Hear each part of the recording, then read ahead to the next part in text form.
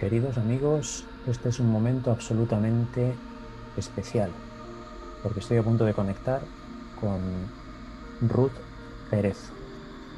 ¿Y quién es Ruth Cerezo? Pues enseguida lo vais a saber.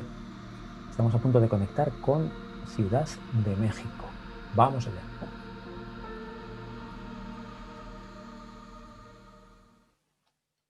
Hola, Hola, ¿cómo estás? hola Ruth, ¿qué tal? ¿Cómo estás? Yo bien, Fernando, ¿y tú? Un placer, muy bien, muy bien, muy bien. Un placer saludarte aquí desde, bueno, en esta conexión transatlántica, podemos decir, ¿no? Prácticamente. Y nada, un placer, de verdad. Te agradezco muchísimo que estés aquí y, bueno, darte la bienvenida, por supuesto. Gracias. Así que un placer. Si te parece, te presento, para los que no te conozcan, ¿vale? Sí, por favor. Sí, mira, eres maestra en psicobiología por la UNAM, Universidad Nacional Autónoma de México, creadora de la meditación neurosintérgica, psicoterapeuta y en concreto hace psicoterapia neurosintérgica y trabajaste como estudiante y colaboradora nada más y nada menos que con el doctor Jacobo Grinberg y eres difusora de su trabajo y del legado de Jacobo Grinberg. ¿Es Sí, así? sí, es Genial, así. genial, genial. Pues yo creo que de estos y otros temas pues podemos hablar y la verdad es que yo tengo la referencia de Jacobo Grinberg, fíjate, hace como 30 años. Entré en contacto con su obra aquí en España, con los pocos libros que se publicaron suyos aquí, no es que fueran muchos. Y la verdad es que para mí fue como fue una bomba, fue algo tremendo y para mí se convirtió pues en un referente absoluto y bueno, creo que es una mente absolutamente brillante, pionero en muchos sentidos, en muchos campos y desde entonces pues ha sido ya te digo, una referencia y una guía para mí. Fíjate, han pasado 30 años y yo creo que ahora hay como un creciente interés, es la sensación que me da. Sí, Entonces, parece ser que ya está lista las personas, ya están listas las personas para, pues, más que poderlo entender, porque eso se puede entender, sino para poderlo introyectar, para poderlo asumir. ajá. Em, para las personas que quizá no le conozcan, porque claro, evidentemente ha pasado mucho tiempo desde aquellos años, ¿cómo podríamos resumir o qué podríamos decir sobre quién es Jacobo Grinberg? Y mejor creo Bueno, que nadie más que tú has trabajado con él directamente, claro. sí, bueno, pues Jacobo Grinberg fue un investigador mexicano que se dedicó al estudio de la conciencia, que desde sus inicios fue un investigador serio, muy vinculado a la parte del estudio de lo que ocurría en el cerebro, un investigador comprometido precisamente con encontrar la verdad, la realidad, describir la realidad y eso lo lleva a él a ser muy prolífico en sus escritos, a ser muy prolífico en sus investigaciones, de tal forma que el resultado de todas esas investigaciones, indagaciones, apertura de pensamiento y de mente, lo que dan como resultado es la teoría sintérgica, que es en donde él resume precisamente todos los hallazgos que tuvo a lo largo de su vida. Ajá. Em, claro, la teoría sintérgica, digamos que es pues, la gran visión que él propone, ¿no? Sí, Pero quizá podemos entrar a hablar un poco de esto, pero me gustaría también preguntarte cómo fue, antes de eso, cómo fue tu experiencia en el laboratorio. Porque yo bueno, yo me imagino que los experimentos eran, por lo menos lo que yo pude leer, me pareció absolutamente fascinante, ¿no? Lo que se estaba haciendo. Sí, mi experiencia con él es yo ingreso a colaborar con él en el laboratorio, me ofrezco como voluntaria para apoyarlo en las investigaciones. Yo era una estudiante de séptimo, octavo semestre de la carrera de psicología en la UNAM. Desde que ingresé a la carrera de psicología, me gustó el área de investigación, entonces estuve colaborando en laboratorios en donde se hacían experimentos conductistas con ratas, pichones, después entré a biomédicas, ¿no? A trabajar con ratas, cuyos, pero ahora abriéndolas, y después con algunos psicofisiólogos de la facultad, también inyectando sustancias, abriendo cerebros, ¿no? En psicometría, bueno, tuve una carrera ahí como para aventar para arriba en términos de experiencia en investigación, hasta que llego al laboratorio del doctor Jacobo Greenberg, en donde él fue mi profesor de una de las asignaturas que llevaba en la facultad.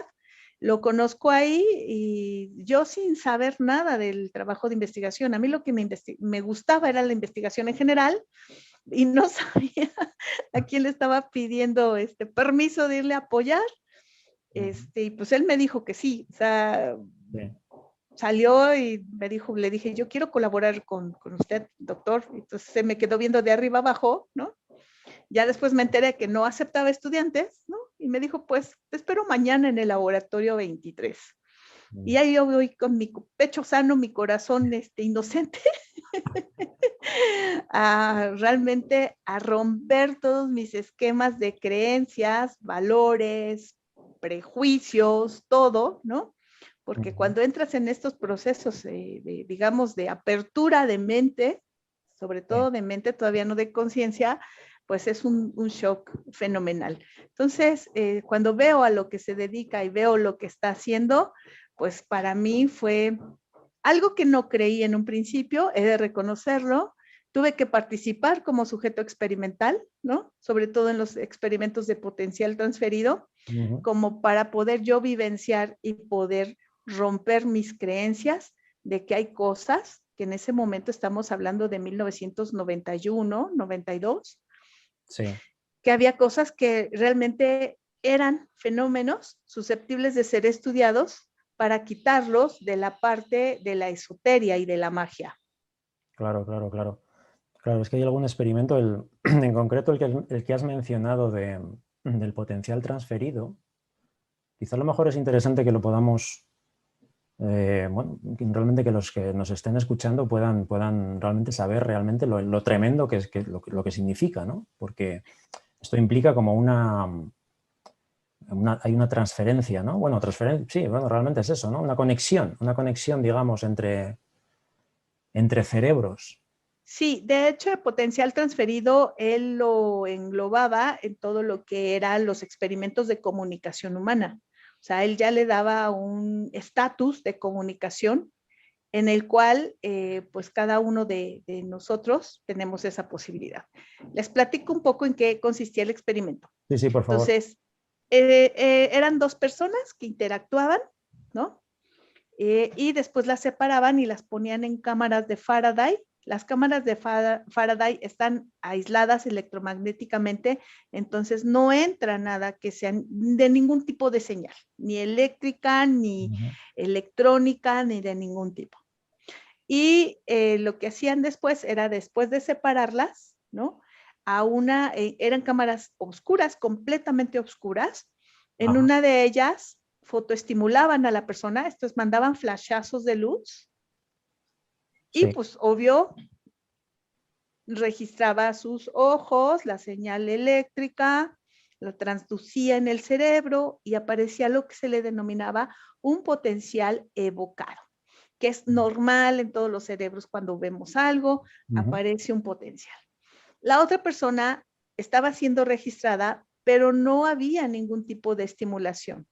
O sea, no veía nada. A la hora que se hacen los análisis de estas señales, del tiempo que estuvieron ahí, se observa, pues en la que recibió la fotoestimulación, pues su potencial evocado, bien bonito, limpio, hermoso. Pero en la otra persona también se observa un potencial. No en la misma magnitud, en magnitud menor, pero justamente en el mismo tiempo en que la otra persona estaba siendo fotoestimulada. Si bien es cierto que se ha considerado como la base de la telecomunicación, ¿no? Sí, la telepatía. Telepatía. Sí.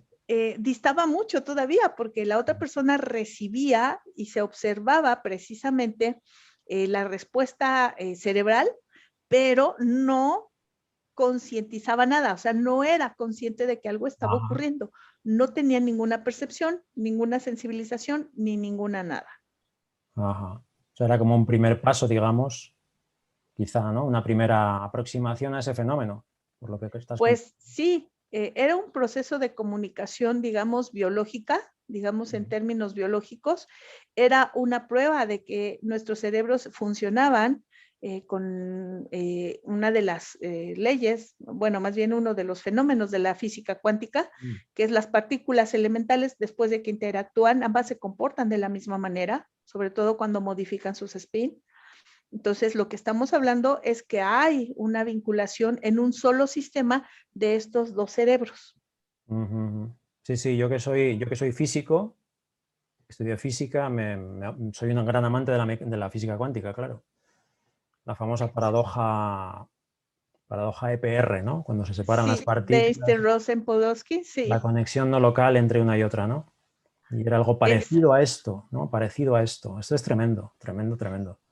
exacto. Entonces, pues en eso lo que se hace, se observa parte importante, o sea, sí nos vamos por la parte de la telepatía y cosas así, pero en términos de investigación, poder, digamos, mostrar que cada uno de nosotras, cada uno de nosotros somos parte de este sistema cuántico, es la parte más increíble. Formamos parte de los mismos sistemas cuánticos con lo que están estructuradas todas las cosas.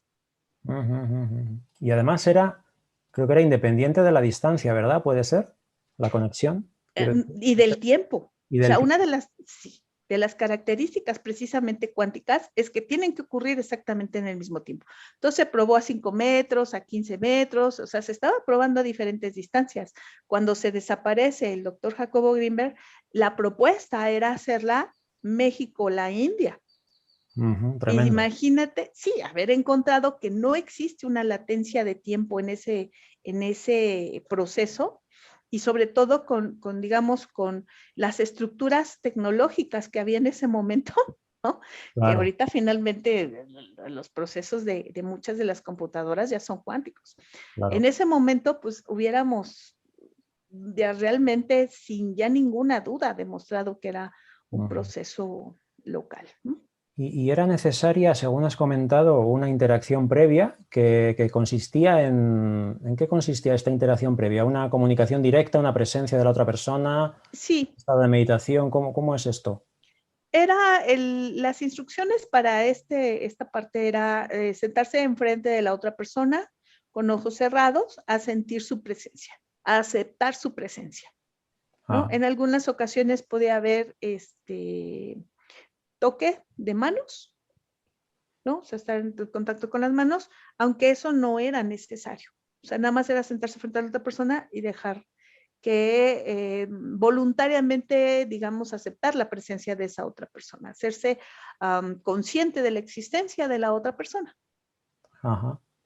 Y luego hay otro experimento que yo no sé si tú participaste en él, que me parece que era que también el cambio en a ver si lo digo bien, el cambio en la coherencia cerebral o coherencia, creo que lo llamaba coherencia interhemisférica, puede ser, o algo La así, correlación, sí, correlación interhemisférica, que modificaba o podía modificar el peso de los objetos, el peso de los objetos, de un pequeño objeto sobre el que sí.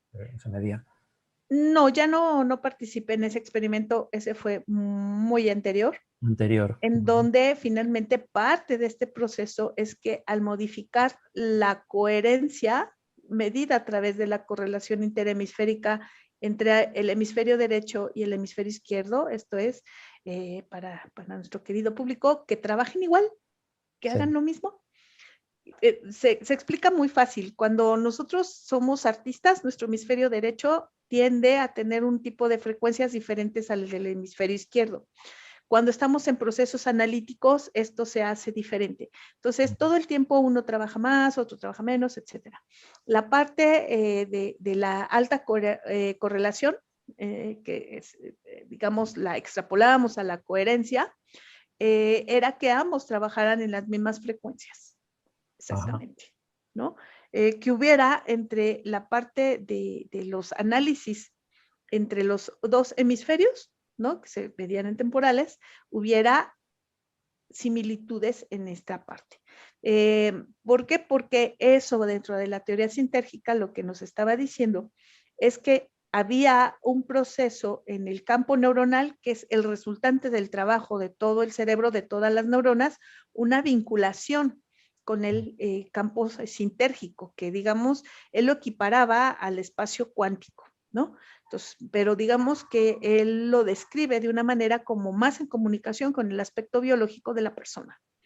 Entonces, entran en este proceso y empieza a ser un proceso de interacción con todo el espacio. Y al hacer un proceso de interacción en el espacio, bueno, había entre otras cosas la hipótesis de que había una modificación en la parte del proceso de gravedad de las cosas que estaban alrededor y eso se medía a través del peso de los objetos. Claro. Entonces, no estuve ahí, sería bastante interesante probarlo. Qué interesante, sí. Replicar esas investigaciones ya con el avance tecnológico que tenemos en este momento, de tal forma, ¿no? Que quedemos asombrados. O sea, sí, yo sé que la parte más taquillera es esta parte de hacer cosas increíbles, pero para mí la parte más increíblemente hermosa es demostrar que formamos parte de este sistema físico. Eso es, eso es. Eso es lo tremendo, ¿no? Lo increíble. Claro, claro, claro. Que estamos construidos de la misma manera que una mesa, una silla, ¿no? En términos, digamos, físicos, en términos de la estructura física. Sí, sí, sí, sí. Yo hubiera dado cualquier cosa por participar en esos experimentos también, ¿eh? Pues estamos pensando replicarlos. Entonces genial, genial. Fíjate, como anécdota tengo que contarte que en el año 93 estuve en México de visita, vamos, de viaje, durante un mes, y estuve a las puertas de la Facultad de Psicología de la UNAM, con la intención, porque yo ya conocía la obra de Jacobo, ¿sabes? Yo ya conocía sus libros, los había leído, con la intención de preguntar, de ir a conocer, de, no sé, saber, ¿no? Pero dio la casualidad de que ese día que fui a visitar, no sé por qué, estaba cerrado. Tremendo, bueno. Tuve la mala suerte esa, pero yo ya andaba tras sus pasos y era algo que me fascinaba, completamente. En fin, si se replica, pues bueno, tendremos a lo mejor la oportunidad de poderlo vivenciar, porque digo que no es lo mismo leerlo en un libro que vivenciarlo. Claro. De hecho, ese es parte del proceso que estoy, digamos, impulsando por neurosintergia, que la gente no solamente lea los libros, sino también los viva. ¿Por qué? Porque dentro de este espectro biológico, lo que encuentra Jacobo, sobre todo en el estudio de los chamanes, es que somos capaces también de modificar los espacios físicos. No todos, por supuesto. Ya. Eso depende de muchos factores ya más psicológicos, claro. Pero la posibilidad es real y está ahí. La modificación del espacio físico, claro, ahí tendríamos, me imagino, que entrar en el terreno de pues, todo el trabajo también que Jacobo probablemente hizo con los chamanes, ¿no? Con Pachita, sobre todo, ¿no? Pachita, por supuesto, claro, que bueno, hay un testimonio ahí tremendo también. Y bueno, pero si quieres a lo mejor podríamos dar unas pinceladas quizá generales de lo que es la teoría sintérgica. Un poquito, no sé qué podemos decir de ello, así en resumen, a grandes rasgos, en qué consiste esa visión, en qué consiste esa, no sé, esa perspectiva, esa teoría, esa propuesta. La primera base es precisamente, es que voy a hacer como una retrospectiva primero. Sí. Jacobo lo que empieza a hacer es estudiar los procesos de percepción. Y entonces tiene todos sus libros en Editorial Ardilla sobre la memoria, la percepción y cosas de ese tipo. O sea, se avientan 3 tomos de memoria y percepción, ¿verdad? Pero empieza a estudiarlo. Él era un psicofisiólogo, digamos, ¿no? Sí. Cuadrado, que agarraba las células de las ranas y veía potenciales y todo, ¿no? Gatos, ¿no? Las células de los gatos y todo lo demás. Ajá. Pero conforme, era un cerebro muy brillante, conforme iba avanzando, iba llegando a la pregunta ineludible. Ok, sí, pero ¿cómo percibimos las personas? Y entonces, pues la respuesta obvia de la comunidad científica era, ay, pues a través de las células. Y entonces le decía, sí, pero no me refiero a eso. Es cómo interpretamos lo que percibimos. ¿A dónde se va? O sea, pero es que la memoria, no sé qué. No, no, no, no. La parte de la experiencia. Esta parte que para nosotros puede ser muy simple, muy común y muy cotidiana, es un proceso completamente, increíblemente complejo a nivel cerebral. Todos podemos ver esta tapa de este plumón que es roja. Si yo fuera invidente, descríbeme, Fernando, ¿cómo podría yo tener la experiencia del rojo? Claro. ¿No? No O se sea, puede, no se puede. no se puede No hay describir, manera. no hay manera. Okay. Esto que para nosotros es tan simple, a nivel cerebral es un proceso complejo. Entonces, cuando él se va acercando hacia la parte de los procesos complejos de percepción, de interpretación, de cualidades, ¿no? Más que cuantitativo, cualitativo, llega la pregunta obvia, ¿qué ocurre con la conciencia? ¿No? Y entonces empieza a buscar procesos en donde estén vinculados a la conciencia. Y parte de esos procesos y parte de esa búsqueda, porque era un cerebro que podía andar a 1000 por hora el de Jacobo, ¿no? Hacerse la pregunta, ok, si esto no es lineal, o sea, no lo puedo explicar a través de 2 o 3 células, no lo puedo explicar de una forma lineal a través de solamente una vinculación celular y una proyección, por ejemplo, en occipital, que sería esta parte, pues tiene que haber algún tipo de cuerpo de conocimientos que lo pueda explicar. Y entonces brinca al estudio de la física cuántica, porque la física cuántica dio el salto, ¿no? Cuando Planck llega y le dice, no, pues ya no hay nada que estudiar en física, y le dice Planck, pues ¿qué creen? Claro. Sí, sí. ¿Onda partícula? ¿Entramos a la onda partícula?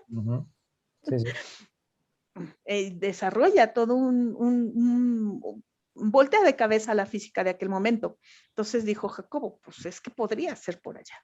Y empieza a tratar de explicar estos procesos a través de la física cuántica y de la Gestalt, de la corriente Gestalt, ¿no? Que en ese momento estaba vinculándose con que finalmente las personas no somos la suma de nuestras partes conductualmente ni experiencialmente, sino somos el resultado de la interacción de esta suma de partes, ¿no? Ajá. Entonces, junta esas dos cosas y empieza a ver, y empieza a extrapolar, y con físicos, digamos, desarrollos físicos, Heisenberg, Schrödinger, o sea, todos ellos, Todos ¿no? los cuánticos, claro. Sí, Exacto, empieza a buscar la explicación de lo que ocurre a nivel cerebral. Lo primero que demuestra con esta parte, o bueno, intenta demostrar, es que somos parte de ese esquema físico. Y como somos parte de ese esquema físico, podemos comportarnos como las mismas partículas.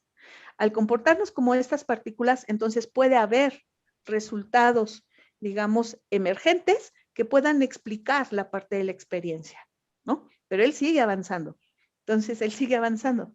Entonces, dentro de esta parte, dentro de estos procesos, ¿cómo surge la conciencia? ¿Dónde está el yo? ¿No? Ya nos vamos a preguntas en donde en psicología pues haces un brincotote, ¿no? De la parte biológica a la parte de la conciencia, es un brincotote. Entonces él empieza a llenar estos huequitos. Ajá. Y en esta parte pues se encuentra con los chamanes, ¿no? No magia, no brujería, no ese tipo de cosas, aunque pueden explicarse a través de todo este cuerpo de conocimientos, simplemente a observar a muchos chamanes, en donde él hace toda la parte de la colección de los chamanes de México, en donde observa que ellos pueden abstraer información compleja de espacios en donde aparentemente no está. De acuerdo a la física cuántica, todo está contenido en todo. Hay una teoría holográfica de la información en donde él empieza a explicarla. O sea, tenemos una conexión con esa nube, digamos, ¿no? Para jalar la información que tenemos ya de los procesos tecnológicos, de los avances tecnológicos en informática, ¿no? y en la parte en donde él empieza a decir, se encuentra Pachita y entonces, wow. Entonces nosotros, además de recibir, podemos modificar los espectros, los espacios físicos, naturales y normales. Y ahí se sigue.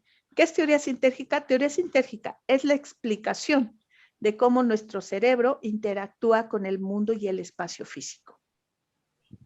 Ajá. Y hay algunos conceptos. Él habla de, creo recordar, de la latis, ¿puede ser? La latiz como este Latiz. entramado, El enrejado, energético. ¿verdad? Ajá. El propio espacio, ¿verdad? Se refería a eso, ¿verdad? Sí, y la construcción de las cosas, los objetos y la percepción, que está determinada por la vibración de cada uno de estos puntos, que deben de cumplir ciertos requisitos en coherencia y sinergia, conocido sinergia como la síntesis de energía, que tiene que tener ese espacio, o sea, tiene que tener alta coherencia y alta sinergia, gran cantidad de energía sintetizada para poder producir, crear las cosas, ¿no? Y otra parte en donde nuestros receptores tienen que estar en concordancia con esa directriz para poder percibir. Claro. A mí hay una idea que me asombra también, creo que lo leí en alguno de sus libros, creo que en La creación de la experiencia o quizá en algún otro, que me dejó tremendamente, no sé, impactado, ¿no? Era la idea esta de que el propio cerebro es un intento como de materializar el espacio, ¿no? En el sentido de que el cerebro de alguna manera imita, ¿no?, la estructura de este espacio cuántico. No sé si me equivoco, si es así. Puede ser. Sí, hay una reflexión con respecto a dos cosas. El cerebro es el único órgano que puede autoobservarse a sí mismo. O sea, observa hacia afuera Sí. y se observa a sí mismo. Y dos, esta parte en donde puede construir, digamos, la realidad y entra en el proceso precisamente de el colapso, ¿no?, de la realidad, de experimentos del gato de Schrödinger, ¿no? En donde llega un momento en que mientras no haya un observador que colapse la realidad, ergo sistema nervioso, ergo cerebro, no puede haber un resultado posible, ¿no? De hecho, esto ya se venía hablando desde la parte de la historia de la ciencia, ¿no? De la filosofía de la ciencia, en donde te dicen, pues si el investigador si está ahí de metiche sobre su experimento, va a dirigir un resultado. En aquel momento, si no mal recuerdo, fue Bunge quien dijo, pues dejen de observar el experimento, obsérvenlo desde el punto de vista más neutral, porque si no ustedes determinan el resultado, ¿no? Claro, claro. Y esto conecta un poco con, yo creo, quizá probablemente con lo que hacía Pachita, ¿verdad? Me imagino. El No, pues colapso es el colapso, ¿no? Realmente la creación de un órgano, por ejemplo, de un corazón, de un hígado, ¿eh? Puede ser, quizá. En el sentido son ese, ¿no? como dos niveles diferentes. Por ejemplo, yo Ujú. puedo colapsar, Ujú. ¿no? Sí. Que en este momento, en el sorteo de una camioneta, me la gané yo. Mm. Colapso, el resultado. Pero en el caso de Pachita, había una intervención, digamos, de su sistema, de su interacción cerebral con el espacio sintérgico para aparecer un órgano, ¿no? Y de ahí hacer el proceso de colapso con toda la gente que estaba ahí para que le dieran la calidad de existente. Ajá. Entonces, sí, todos nosotros somos susceptibles de colapsar resultados, que eso viene dentro de la parte del concepto que desarrolla neurosintergia, que se le llama estado de certeza. Sí, O sea, sí. hay un colapso. ¿Hay un colapso o hay un prolapso? Pero bueno, esa es otra historia. Pero en la parte de Pachita, ¿no? Está esta consideración. Yo modifico el espacio físico, pero además lo colapso a todos los observadores. Vale, vale. Sí, bueno, es un proceso, me imagino que complejo, claro. Bastante complejo. Si te parece, podemos hablar un poco de lo que has comentado ahora, hablabas del estado de certeza. Quizá un poco Sí. en relación, no sé cómo, que también quería preguntarte cómo decidiste tú empezar con este legado, ¿no? ¿Y cómo Después de decidiste que, desarrollar todo bueno, lo que estás haciendo ahora, ¿no? Que es de lo que sí, podemos hablar después también. de que desaparece el doctor, porque pues para hacer este tipo de investigaciones se requiere dinero, por lo menos una institución que te Claro, otorgue esas posibilidades. claro. Entonces, después de que se desaparece el doctor, que se desaparece en diciembre, nosotros asumimos cuando regresamos, doy un poco el contexto. En diciembre cerramos el laboratorio por vacaciones, recibo la última llamada de la esposa del doctor en donde dice, te encargas del laboratorio, cierras todo, ¿no? Nos vemos regresando porque el doctor y yo nos vamos primero a Campeche y luego a la India, que era algo que el viaje a la India ya estaba anunciado por parte de él. Ajá. Y nos vamos de vacaciones, regresamos en enero y él nos empieza a presentar a los seminarios que tenía con sus estudiantes. Y entonces nosotros empezamos a entrar en alerta. Avisamos a la facultad, lo buscamos, no lo encontramos y siguió pasando el tiempo. La familia da aviso a la policía, empiezan las investigaciones, ¿no? Estamos hablando que todo esto de enero a mayo, aproximadamente hacia el 10, 11 de, no, sería como 22 de mayo, en donde seguimos manteniendo el laboratorio, cerramos experimentos, cerramos informes porque había sido financiado por distintas de CONACYT y de GAPA, o sea, cerramos esa parte, cumplimos algunos compromisos que se tenía y cerramos el laboratorio. Entonces, voy a ser muy avatar ahorita, me voy a quitar lo civilizado. Hubo una rapiña espantosa en la Facultad de Ah, Psicología de la UNAM. Todo el vaya. mundo quería sus aparatos porque era lo último, nos había costado mucho trabajo conseguirlos, mucho trabajo sacarlos de la aduana, era lo último. Eran las primeras escáneres con gorra que existían de 32 canales cada uno simultáneos. Entonces empezó eso. Hubo un abandono total, ¿no? Sí. Y absoluto. Entonces yo quedé muy decepcionada de eso. Muy, muy decepcionada. Yo pensé que se iban a comportar de otra manera, pero Sí. al fin avatar humanos. Entonces salgo de la facultad, dije, no más. Lo Ujú. único que digo después de que cierro el laboratorio y entrego las llaves a gente de jurídico de la facultad, dije, la gente no está lista para estas investigaciones. Ya habíamos tenido roces con toda la comunidad científica, ¿no? De que nos decían que estábamos locos, esotéricos, brujas, brujos, etcétera. Ya, Entramos en esta parte de discutir. Se desaparece el doctor, pues ya no hay quien ataje esto ya. y Ujú. cerramos. Entonces, yo me voy y lo que digo es, adiós. Estaba ya, terminé la tesis de licenciatura con él, estaba haciendo la tesis de maestría con él, que adiós, y me dediqué a la administración pública. O sea, cambiaste completamente Hice una de especialidad vida, en administración pública y me prácticamente. dediqué Ya. al gobierno. Sí, sí. Eso por un lado. Por otro lado, lo que hice fue, yo seguía dando terapias y consultas Mm. a puerta cerrada, sábados y domingos. Entonces, en esta parte de los fines de semana, ¿no? Yo lo que hacía era jalar. Empecé a darme cuenta que la parte de la sanidad mental estaba muy vinculada con el desarrollo de la teoría sintérgica. Me empecé a dar cuenta que algunas técnicas que se manejaban para la parte de la clínica estaban bien, pero no tenían la visión correcta, ¿no? O sea, eso de hablar de energía y sistema cuántico, Ujú. sin tener una base realmente fundamental de investigación teórica, fuerte, vinculada, etcétera. Y me di cuenta que algunas de estas técnicas debrayaban y cosas. Entonces, lo primero que hice fue empezar como a depurar mi técnica terapéutica, pero en base a la teoría sintérgica. Ajá. Segundo, había hecho mi tesis sobre la parte de la correlación interhemisférica, poderla provocar a través de un sistema de biorretroalimentación biológica basada en sonidos, ¿no? Que no tuve resultados, con eso me titulé de la licenciatura, pero sabía lo que existía porque todos y toda la gente del laboratorio teníamos que pasar por los mismos procesos.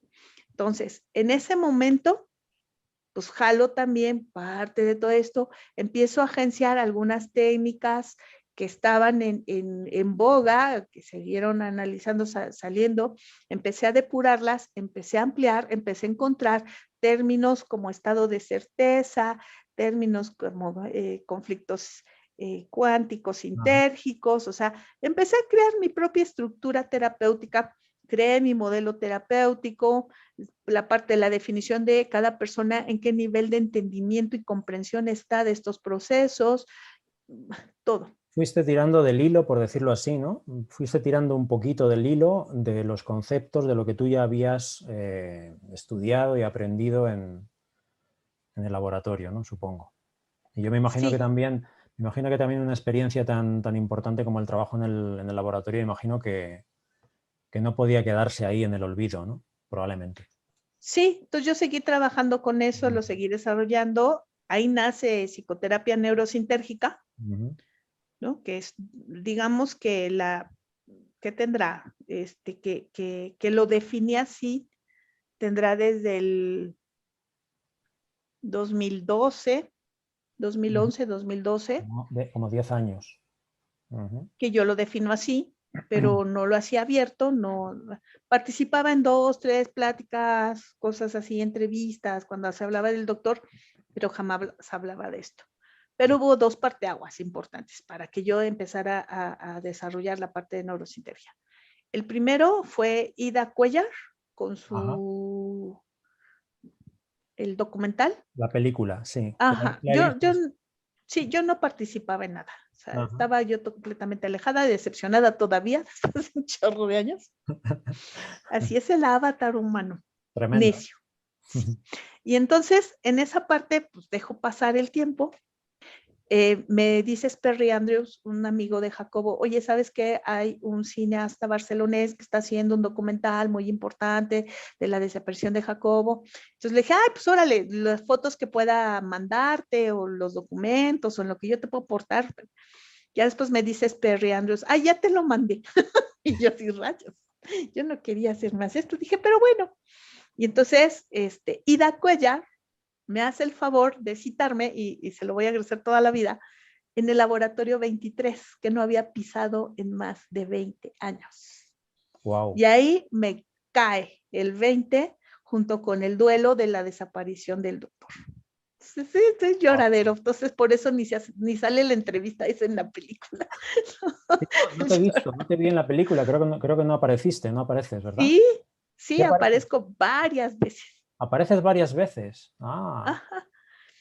Tengo Nada que más que verla no me otra vez. reconocen, pues traía como 10 años menos. Tengo que verla otra vez entonces, tengo que verla otra vez, claro. La he visto una sola vez y me ha encantado, claro, pero tengo que verla de nuevo, sí. Ahí aparezco varias veces a lo largo de toda la película. Y el otro punto de quiebre muy importante es cuando Estusha, la hija del doctor Jacobo, me invita a un congreso en la Universidad Autónoma Metropolitana para hablar del trabajo de su papá. Entonces, dije, pues lo único que tengo preparado es psicoterapia neurosintérgica. Entonces, de ahí sale, ¿no? Entonces, esas 2 cosas empezaron a modificar ya, digamos, a asumir que había cosas que probablemente eran interesantes, importantes para las demás personas, ¿no? Y de ahí empiezo a trabajar, o sea, estamos hablando 2011 con Ida Cuellar, 2013 con Estusha, y de ahí para acá, que neurosintergia como tal surge en enero, febrero de hace un año. Genial. Y ahí desarrollas también lo que llamas meditación neurosintérgica, que es lo mismo que, una pregunta, ¿es lo mismo que la meditación autoalusiva o es diferente?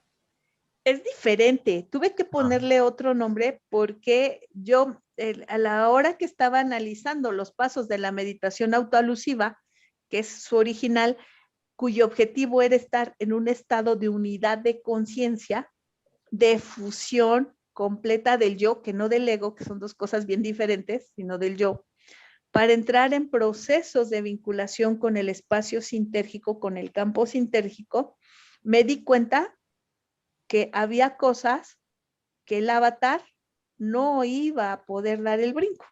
Entonces empiezo a verlo esto ya en términos del consultorio, ¿no?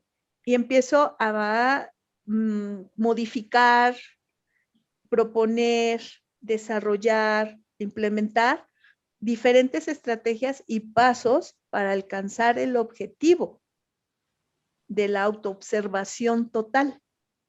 Ajá. Entonces ya no se podía llamar meditación autoalusiva porque ya en más del 70% era diferente. Ya, claro. Sí, ya Claro. no se podía. Y, Entonces de ahí surge. sí, antes de que me expliques un poquito, si quieres, en qué consiste la meditación y los pasos y demás, un poquito. Cuando te refieres a avatar, ¿a qué te refieres en concreto? Al cuerpo físico. Ah, vale. Al cuerpo físico, Cuerpo que físico. sobre todo está muy vinculado, muy anclado en sus pensamientos y emociones. Ajá. Vale. Perfecto. Ujú. Y entonces la meditación esta neurosintérgica, ¿cómo sería? Si puedes darnos algunas pinceladas. Sí, la meditación neurosintérgica empieza como empieza la meditación autoalusiva, anaprana, vipassana, pero después de aquí hay un quiebre. Entra en proceso, digamos, en anaprana empezamos en atención a la respiración. Entonces, los sistemas de pensamiento tienden a disminuir, ¿no? A Sí. equilibrar, es la primera parte. Luego entramos en un proceso de autoconocimiento, esto es de entrar en procesos de atención al cuerpo fuerte, interno y externo, ¿tá? El cerebro empieza a focalizar atención hacia sí mismo, se cierra procesos externos. Luego viene lo siguiente, que es la cuestión perceptual, que eso era un peso que en la teoría sintérgica era enorme y que no aparece con ese peso en la meditación autoalusiva, pero en la fase perceptual, cuando botas del espacio físico al percatarte. Te voy a dar un ejemplo. Todo mundo vemos y asumimos que todo es 3D, pero si tú lo ves desde el punto de vista muy perceptual, todo lo ves en 2D. Todo. Desde un punto de vista muy perceptual, dices. Muy perceptual. Entonces eso te bota del proceso, digamos, del espacio físico, cómo interactúas en él, en tu avatar, en tu espacio, en tu biología, pues. Luego sigue un proceso de preparación para entrar en conexión con sistemas de pensamientos y de emociones. Nuestra primera programación biológica básica y elemental es la supervivencia. Y pensamientos y emociones van dirigidas a la supervivencia. Miedo, enojo, tristeza, asco, rechazo, sorpresa y felicidad están vinculadas a esto. Pero imagínate, 4 negativas, de sensación negativa, con, bueno, 4.5, porque las sorpresas pueden ser buenas o malas, ¿no? Con 1.5, porque estoy en contra, ¿no? Entonces, todo el tiempo el avatar está vinculado a las emociones y reacciona de acuerdo a las emociones. Y las emociones detonan ideas, pensamientos, recuerdos. Claro. Y entonces empiezas en un enganche, en el, digamos, en esta dimensión, por llamarlo de alguna manera, en este proceso biológico de estar solamente en esa parte. Naces, creces, te reproduces, trabajas y mueres. Ya, hasta ahí llegó tu experiencia, ¿no? Entonces, entras en esta parte de este proceso. La parte de meditación autoalusiva lo que te dice es solamente observa pensamientos, ideas. Neurosintergia lo que te dice es te entrena a que los observes, pero además los anules en su sistema de pesos, valores, ¿no? Y de creencias, se vuelven neutrales y entonces ambos hemisferios ya están en un trabajo mucho más coherente. Y entrar a espacio sintérgico ya resulta algo más natural. O sea, el objetivo sería un poco llegar a esa autoobservación. Más a la amplio. autoobservación. A la Sí, autoobservación. Ajá. ajá. De tal manera que haya una unidad de conciencia. Te vuelves uno con todo, que son la parte de lo que él le denominaba la ignorancia iluminada. Mm. Entonces entras en este proceso. Pero lo que descubrimos en neurosintergia es que entras a espacio sintérgico y de espacio sintérgico empiezas a bajar información. Vale. Vas. Que es algo que yo ya traía de la experiencia de la meditación autoelusiva que estábamos entrenando en el laboratorio, ¿no? O sea, empiezas a bajar información. Pasado, presente y futuro se vuelven una sola cosa, bajas información del espacio, que en ese momento, como el rojo, no lo metes a procesos de identificación, de descripción, de interpretación, no. Entra en un proceso de bajar solamente, eso es parte del entrenamiento. Ya después cuando regresas a tu avatar terrenal, ya si quieres puedes descolocar todo esto. Es como si te bajara un archivo zipeado y Ajá. ya en conciencia tú lo desarmas en toda esta parte de los procesos interpretativos y conceptuales. Entonces entras en esta parte. Lo que descubrimos a través de todo esto con meditación neurosintérgica es las primeras etapas sanan cuerpo, entras en un proceso de autosanación. Por eso no es menor la parte en donde tu cerebro puede autoobservarse y autoobservarte, porque empiezan procesos increíbles. La segunda es cuando tú sueltas la parte del avatar biológico, entras en procesos de resultados de sanación emocional. Claro. Pero digamos que la parte maravillosa es cuando llegas a espacio sintérgico y empiezas a observar y a ver, y que te empiezas a dar cuenta de una cosa, que cualquier persona puede hacer capaz de todo esto, ¿no? No importa a lo que se dedique, no importa si es profesionista o tiene un oficio, ¿no? Si es hombre o mujer, la única condición es si tienen que ser adultos con sistemas nerviosos completamente desarrollados, completamente experienciados, que pueden acceder a todo esto, ¿no? Y que pueden entrar en procesos increíbles de hipercampo, que ese es otro término. Ese es otro El término. hipercampo es la comunicación de un grupo de cerebros muy parecido a lo que describe Jung, ¿no? Con la parte de la conciencia colectiva, de las sincronías y todo esto, entramos en un proceso físico, ¿no? Son muchos términos. Interminable. Sí. Muchos términos.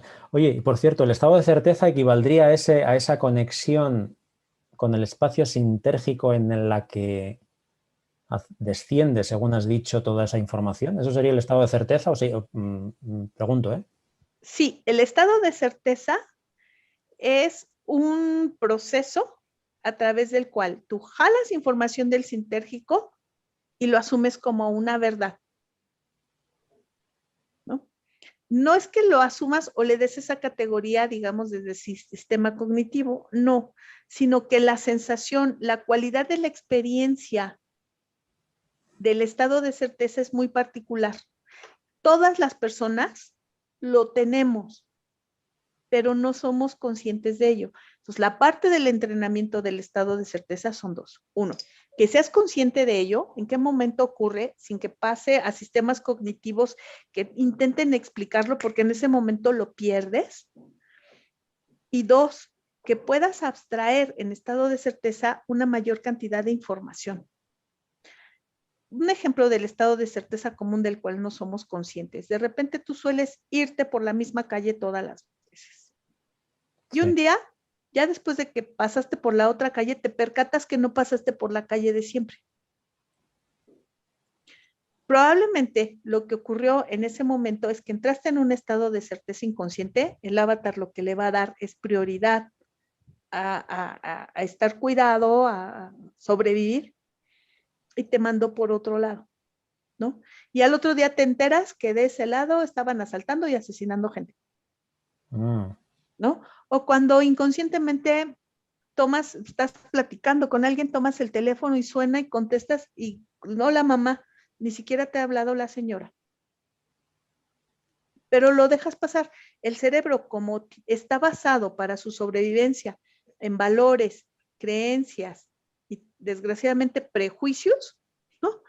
Entonces lo que hace es nulifica esta información porque no le puede dar una respuesta socialmente aceptable. O sea, no la pueden marcar, ¿no? Porque además para el avatar humano la sociabilización es básica para su sobrevivencia. Claro. Entonces, lo que hace estado de certeza es hacer consciente esto que ya sabes, que ya traes, y potencializarlo al máximo para que tú puedas abstraer información de ese espacio sintérgico de una forma más eficiente. No te va a dar el número de la lotería, no, pero te va a dar procesos, ¿no?, de información útiles para estar bien. Ajá. Fantástico, fantástico. Oye, si te parece, voy a dejar en la descripción del vídeo tu contacto, Sí, por favor. tu página web, porque yo sé que tú también tienes grupos, ¿verdad? Tienes grupos de meditación a distintos horarios y quizá, Sí. bueno, quizá pueda haber gente interesada, personas interesadas de distintas partes de aquí de España, de otras partes del mundo, en fin. Sí, de hecho, estoy organizando, bueno, estamos, el primer curso sobre estado de certeza presencial aquí en Ciudad de México. Ajá. Y a distancia. Y tenemos varias personas en España, de tal manera que vamos a hacer algunos ajustes para las personas que están en España para que lo puedan vencer. Normalmente lo que tenemos son las sesiones de meditación, no son cursos, no son talleres, sino son sesiones que yo voy dirigiendo viernes, sábado y domingo a diferentes horarios.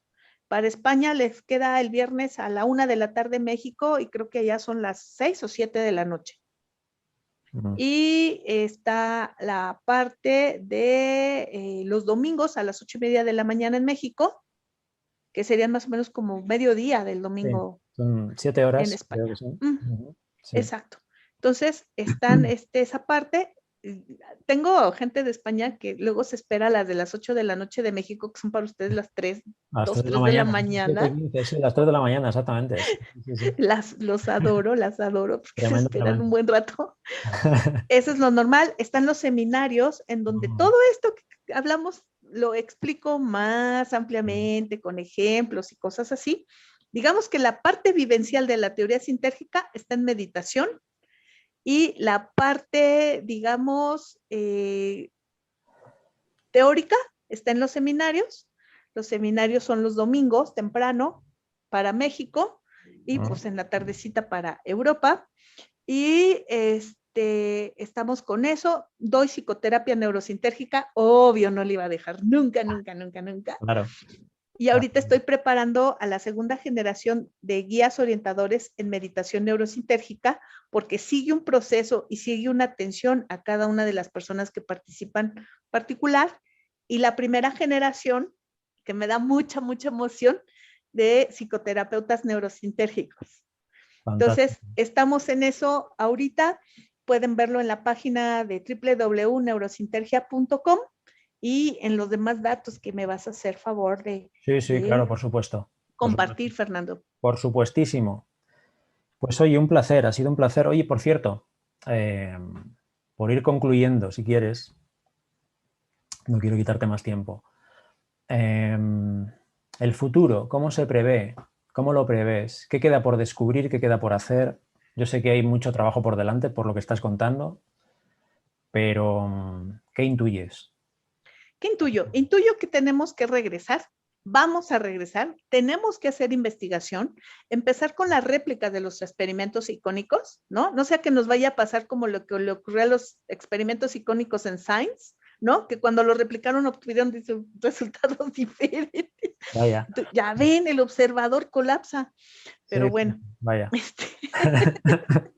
Empezar a hacer esta réplica, empezar a ver precisamente ya con las tecnologías actuales, la parte de la modificación gravitacional, la parte de los potenciales transferidos, pero ya en otro nivel, la parte del entrenamiento para identificar estas modificaciones cerebrales en las personas y ver si podemos dar el brinco a que se puedan interpretar a través del estado de certeza, y seguir expandiendo conciencia. Creo que la humanidad está lista para hacer otra gran cantidad de cosas diferentes, ¿no?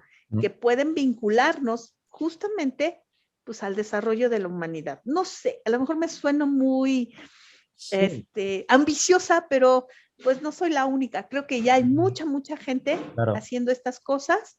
Sperry Andrews en Estados Unidos, por ejemplo, siguió con esta parte del estudio de la conciencia en su instituto. Yo creo que es necesario ser ambicioso y, bueno, lo que tú dices, ¿no? Estar conectados y seguir adelante, por supuesto. Sí. Yo creo que ahora más que nunca, ¿no? Tal y como estamos, ¿no? Y sobre todo en el momento que estamos viviendo ahora, ¿no? Entonces, bueno, pues... Exactamente. Entonces, en este sentido, pues entrar en estos procesos de trabajo rudo, arduo, y creo que ya estamos listos, ya no estamos como los científicos de antes, en donde decían, pues si mi abuelita dice que no existe, pues no existe ya. No, creo que ya estamos listos para ir más allá. Esa es la frontera, ¿no? Que nos espera. Sí. Muy bien. Por cierto, no te he preguntado sobre, no sé si quieres entrar a comentar algo al respecto sobre la desaparición de Jacobo. Si tienes alguna visión, no sé, alguna opinión al respecto o prefieres dejarlo ahí. Me imagino que, bueno, se han dicho muchas cosas y hay muchas hipótesis, pero... Me iría sobre lo que finalmente perfila, que no concluye, Ida Cuellar. Que puede estar vivo, que puede estar trabajando y que se lo llevaron porque estos experimentos eran muy importantes. Bueno, en cualquier caso, yo creo que su legado está vivo, desde luego. Yo creo que más vivo que nunca y ese es el espíritu. Yo todo lo que sea echar una mano al respecto, fantástico. Porque ya te digo, la influencia, bueno, y sobre todo sí, digamos, la influencia que tuvo sobre mi trayectoria también ha sido muy importante y siempre se lo estaría agradecido, desde luego. Así que en eso estamos en contacto, en eso estamos conectados. En eso estamos conectados. Estamos conectados, siempre estamos conectados. Genial, pues Ruth, oye, muchísimas gracias, ha sido un placer y bueno, espero que en una futura ocasión podamos seguir conversando sobre estos temas, sobre otros muchos y ojalá pues nos podamos conocer también en algún momento. Un placer. Claro que sí, será un placer. Un placer, muchísimas gracias. Gracias, los abrazo a todas, a todas. Un abrazo para México, para Ciudad de México, para todo México. Gracias. Igual para España. Bye.